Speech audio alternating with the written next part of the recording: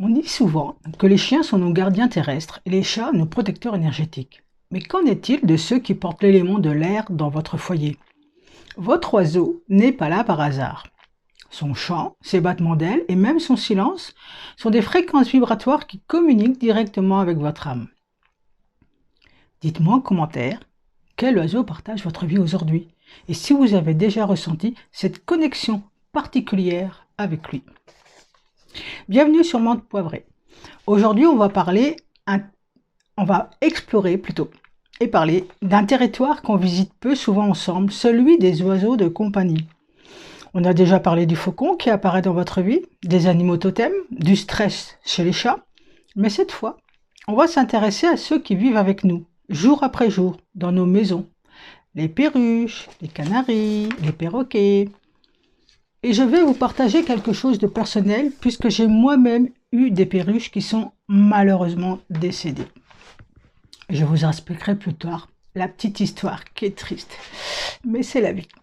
Dans cette vidéo, on va voir pourquoi les oiseaux sont considérés comme des messagers entre le ciel et le terre, comment décoder leur comportement du quotidien, le lien particulier entre les perruches et la communication, un exercice simple pour vous connecter à votre compagnon, donc restez bien jusqu'à la fin, et ce qu'il se passe spirituellement quand un oiseau nous quitte. Installez-vous confortablement, on commence. Partie 1. L'oiseau messager entre ciel et terre. Dans de très nombreuses traditions à travers le monde, l'oiseau occupe une place à part. Il n'appartient ni tout à fait à la terre, ni tout à fait au ciel, il est le lien entre les deux, et ce sont même les descendants des dinosaures. C'est un animal qui a toujours été perçu comme un messager, pigeon voyageur et autres. Celui qui porte les nouvelles d'un monde à l'autre, celui qu'on regarde s'envoler quand on cherche un signe. Alors, quand un oiseau entre dans votre vie, que ce soit par choix, par hasard ou par un concours de circonstances, il porte souvent avec lui une invitation. Si un oiseau est entré dans ta vie, c'est peut-être que tu traverses une période où tu as besoin de prendre de la hauteur sur une situation, de sortir la tête de l'eau, de retrouver de la perspective. L'oiseau te rappelle une chose essentielle. Même dans une cage, même dans un espace limité, il continue de chanter. Il continue de porter en lui cette énergie de liberté d'esprit, peu importe les contraintes extérieures. C'est peut-être la première leçon qu'il vient te transmettre. Et cette énergie de liberté, elle passe justement par la façon dont l'oiseau s'exprime. C'est ce qu'on va décoder maintenant. Partie 2. Décoder les comportements. On observe nos oiseaux tous les jours, mais on ne s'arrête pas toujours pour vraiment les écouter. Voici 3 comportements qu'on croise souvent et ce qu'il peut signifier au-delà de l'invisible. Le chant permet l'élévation. Le chant n'est pas qu'une mélodie agréable à l'oreille. Dans une lecture énergétique, c'est un nettoyage sonore de l'espace. Observez quand ton oiseau chante le plus fort, et ce, après une dispute dans la maison par exemple, un moment de joie partagée, un silence pesant qui vient se briser. Le chant de l'oiseau vient souvent harmoniser les fréquences d'un lieu. Il remplit le vide, il redonne du mouvement et une énergie qui stagnait. Petite anecdote, si une forêt n'a pas d'oiseaux, elle meurt. Les oiseaux aident la forêt à bien grandir. Partie 3. Focus sur les perruches, la communication sacrée, parce que j'ai eu des perruches. Et je peux vous dire une chose, leur présence change complètement l'atmosphère d'une pièce. Petit exemple, on les amenait avec nous en vacances, quand j'étais petite. Chaque été, elles venaient dans la voiture avec nous. Elles faisaient 800 km aller, 800 km retour. On avait le lapin, le chien, des fois des tortues. Enfin, on avait pas mal d'animaux qu'on transportait. Et une fois, fatigués, il faisait plus chaud que d'habitude, on les a laissés, mes parents les ont laissés sur le truc arrière, là, je sais plus le nom, et on s'est pas rendu compte qu'il faisait chaud. Et on a été surpris justement à un moment donné, c'est qu'on les entendait plus. Et d'habitude, elles chantent tout le temps, contentes, joyeuses et tout, une petite boîte aérée, bien confortable et tout. Mais trop au soleil, et quand on s'est arrêté, elles étaient décédées. Donc on les a enterrées dans le jardin de ma grand-mère. Voilà, petite expérience, c'était enfant.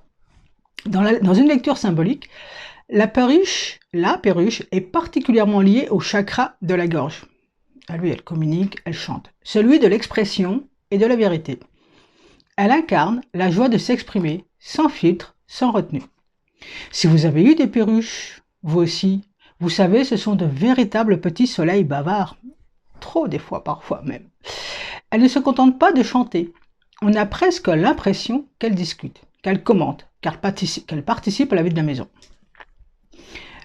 Nous, on avait 3 perruches, mais des frères, chacun. Ma mère avait acheté une perruche pour chacun de nous. Avoir une perruche chez soi, c'est souvent un signe qu'on a un besoin, nous aussi, de libérer notre parole. Ce qu'on porte en nous, un message, une créativité, quelque chose à transmettre au monde, et qu'on hésite encore à le faire. Elles nous apprennent une chose simple, mais puissante. Même une petite voix peut remplir tout un espace de lumière. L'effet miroir émotionnel. La perruche agit comme un véritable baromètre de notre état intérieur. Elle possède une sensibilité exacerbée à ce qui l'entoure. Si vous êtes stressé, agité, préoccupé, vous remarquerez que vos perruches deviennent nerveuses ou au contraire étrangement silencieuses. Elles ne réagissent pas seulement à vos gestes, elles semblent capturer quelque chose de plus large, de plus diffus dans l'atmosphère de la pièce. Petit conseil pratique. Quand vous approchez de leur espace, faites-le avec une intention de calme et de paix. Vous remarquerez souvent qu'elles s'apaisent en retour, comme si un accord silencieux venait de se créer entre vous et eux. La réception d'attention. Avez-vous remarqué aussi que votre perruche s'agite juste avant que vous ne décidiez de lui donner une friandise ou de venir lui parler? Elle a capté l'intention. Ce n'est pas un hasard, et ce n'est pas non plus une simple lecture de vos gestes. On peut y voir une forme de réception d'intention, comme si l'animal captait l'image mentale de ce que vous appelez à faire avant même que vous ne bougiez. Et c'est le cas. Les animaux, pour communiquer avec eux, c'est des images mentales plutôt qu'il faut envoyer, et des vibrations. Le langage des sons. Les gazouillis constants d'une perruche ne sont pas que du bruit, de fond, bien que ce soit agréable. On peut les voir comme de petits mantras répétés qui structurent l'espace sonore de la maison. Vivre avec une perruche, c'est baigner dans une fréquence continue qui empêche l'énergie lourde de s'installer durablement. Et surtout, elle nous enseigne l'authenticité. La perruche ne se demande jamais si son chant est parfait, elle chante parce que c'est sa nature. C'est une invitation pour nous. Osez faire entendre notre voix, même quand elle nous paraît petite. Voici maintenant le petit exercice de connexion. À faire seul avec votre propre oiseau, perroquet, canari ou autre.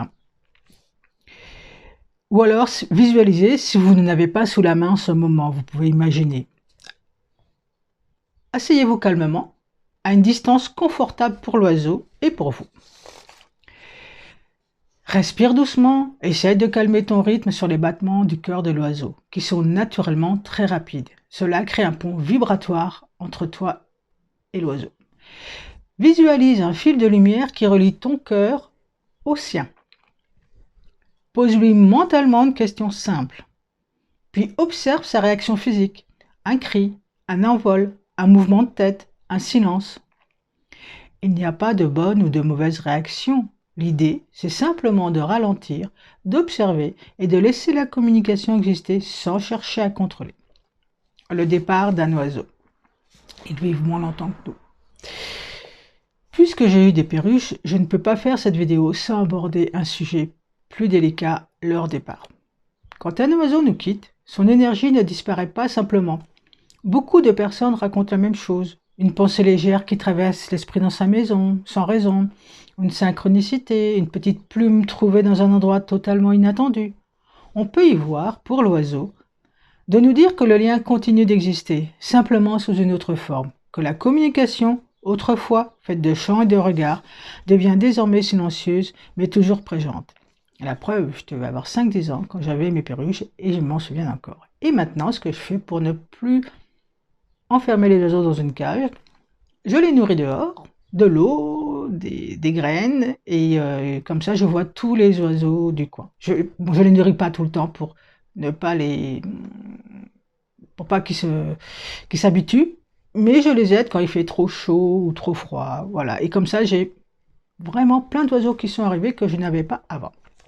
Petite conclusion, prends soin d'un oiseau, c'est accepter d'héberger chez soi une part de sauvage et une part de sacré.